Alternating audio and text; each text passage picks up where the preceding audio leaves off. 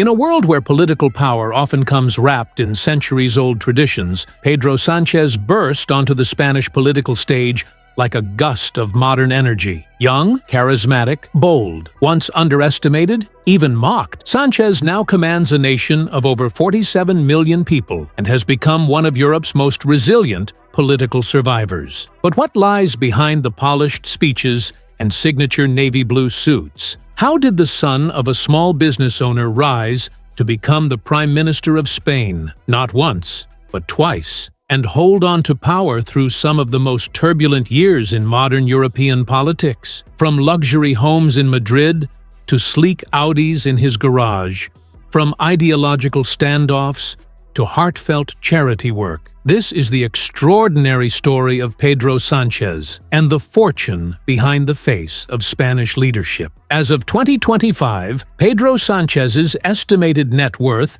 is approximately 2.1 million euros, around 2.3 million US dollars. While this figure is modest compared to ultra-wealthy world leaders, it reflects a long career in public service, academia, and politics, not entrepreneurship or private enterprise. His primary income source is his salary as Prime Minister, which stands at about 90,000 euros annually. He also receives stipends from his tenure as a member of Spain's Congress of Deputies. In addition, Sánchez earns income through book royalties, most notably from his 2019 memoir, Manual de Resistencia, Resistance Manual, which became a bestseller in Spain. Although Sánchez is not known for corporate investments or lavish business ventures, his financial declarations reveal ownership of some real estate assets and government bonds. He keeps a conservative portfolio, fitting for a public servant under constant scrutiny. Pedro Sánchez Pérez Castejón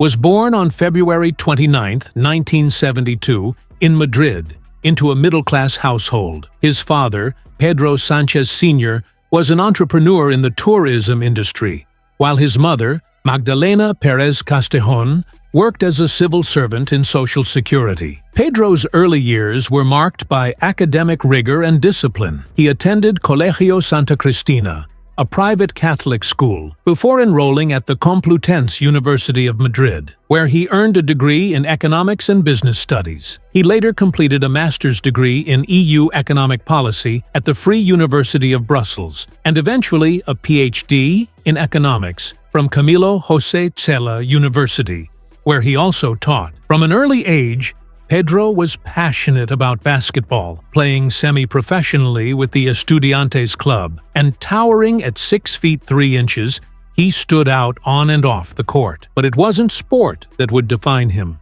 It was his growing fascination with international politics and the mechanisms of power. Sánchez joined the Spanish Socialist Workers Party, PSOE, in the 1990s and cut his political teeth as a city councillor in Madrid in 2004. But it wasn't until 2009 that he entered national politics, becoming a deputy in the Spanish parliament. His political rise wasn't meteoric. In fact, Sánchez faced multiple setbacks, including losing his parliamentary seat in 2011. But in 2014, in a surprise internal election, he was elected Secretary General of the PSOE, positioning himself as a fresh face for a party losing its grip on Spanish politics. Despite leading the PSOE to one of its worst election results in 2015, Sánchez refused to resign quietly. His most dramatic comeback came in 2017, when he reclaimed the party leadership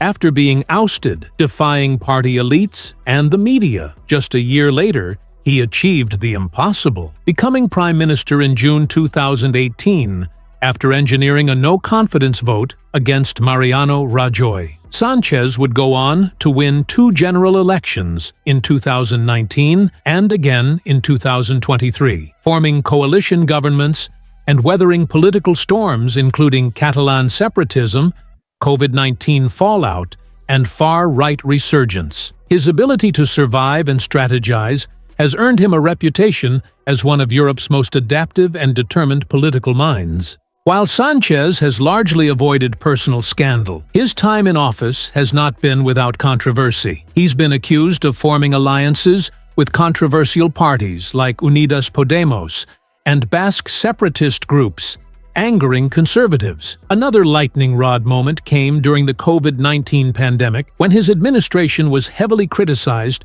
for delayed lockdowns and mismanagement of public health messaging. Critics also point to accusations of plagiarism in his PhD thesis, a claim Sánchez has fiercely denied. Yet, each controversy seems to transform rather than tarnish him.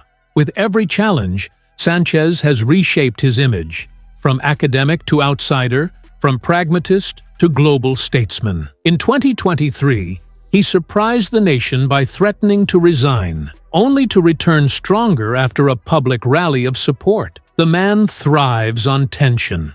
Pedro Sánchez's official residence is the Palacio de la Moncloa, a sprawling 17th-century estate west of Madrid. It features manicured gardens, advanced security systems, and several guest pavilions. But behind the scenes, Sánchez reportedly enjoys a more modest lifestyle. He and his family previously lived in a private apartment in Pozuelo de Alarcón, one of Madrid's more affluent suburbs. The apartment was modest by celebrity standards: 3 bedrooms, minimalist decor, and eco-conscious upgrades. Within La Moncloa, he's said to have modernized the interior to reflect Scandinavian simplicity, with an emphasis on natural light, sustainable furniture, and digital connectivity. Visitors say his office blends modern tech with vintage Spanish art. Unlike leaders who flaunt extravagant garages, Sánchez keeps it professional. His official vehicle is typically a custom-armored Audi A8, valued around €500,000, featuring bulletproof glass, reinforced panels, and encrypted communication systems. For shorter travel, he's been spotted in a hybrid Toyota Prius or electric seat models, reflecting his government's environmental stance. Privately, Sánchez doesn't boast a car collection. Reports suggest he previously owned a Volvo XC60 and a Seat Leon, both practical and understated. His focus appears more on security, efficiency, and sustainability, aligning with his political message. He also frequently uses Spain's high-speed train AVE to promote low-emission travel, sometimes joining the public carriages to send a message of accessibility. While Sánchez hasn't established a personal foundation, he's strongly committed to public welfare reforms. Under his leadership, Spain introduced a minimum vital income for vulnerable families, reformed pensions, and increased healthcare access. He has directed resources toward green energy, youth employment, and gender equality, and his government pledged over €1 billion to support Ukraine and global humanitarian causes. His wife, Maria Begoña Gómez, is active in civil society and was previously linked to non-profit organizations focused on sustainable business and African development. Pedro Sánchez married Begoña Gómez in 2006, and they have 2 daughters. Despite the pressures of political life, Sánchez prioritizes family time, especially on weekends. He's known for cooking family meals and watching basketball. A music enthusiast, Sánchez enjoys Bruce Springsteen, U2, and Spanish rock, and even played the guitar in his youth. He also loves cinema and often references film metaphors in speeches. Fitness is another priority. He runs several times a week, practices yoga, and has even shared his workout routines with the press, perhaps a nod to his tall, athletic frame. From a humble Madrid childhood to the marble floors of the Moncloa Palace, Pedro Sánchez's journey is a case study in perseverance. Whether battling economic crises, political betrayals, or ideological opponents, he has always leaned into the storm. He may not be the wealthiest, flashiest, or most flamboyant leader, but perhaps that's the point. Pedro Sánchez embodies a new kind of leadership, not driven by spectacle, but by strategy, not obsessed with wealth, but committed to impact. So, what do you think? Is Pedro Sánchez the modern leader Europe needs, or a master of political survival? Let us know in the comments. Share your thoughts. And don't forget to like and subscribe for more deep dives into the wealth and lives of world leaders.